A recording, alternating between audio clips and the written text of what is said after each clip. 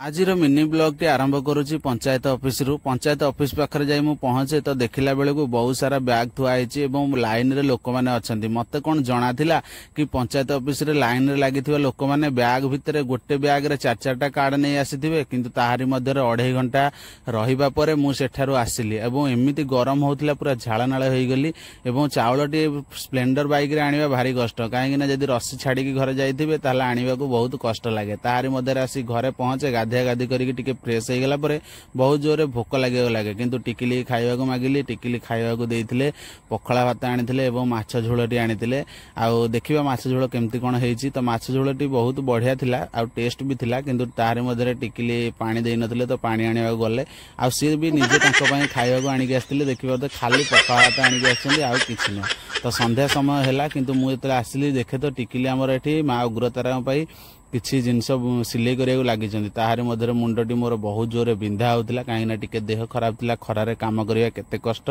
जो माने खरारे काम करते तो से माने अनुभव करथिबे किंतु टिकिली मुंडटी को जेतेबेले तेल ढालिकी टिके मालिश कले बहुत बढ़िया लागिला एवं शांति टिके लागिला ताहारी मध्य टिकिली पाखरे गोटे पानी थिला तो देखिबा तो पानी रे एमिति डिजाइन मो मुंड कले मु निजे भी अनुमान करि पारलिनी कि भलिया डिजाइन चलेजी जहाँ भी हो फाइनली लुक टी मध्य देले तो आपन केमती लगुच आमर मिनी ब्लॉग टी कमेंट से निश्चय कहले एमती वीडियो आपण सदाबेला नहीं आसबू रोच जय जगन्नाथ।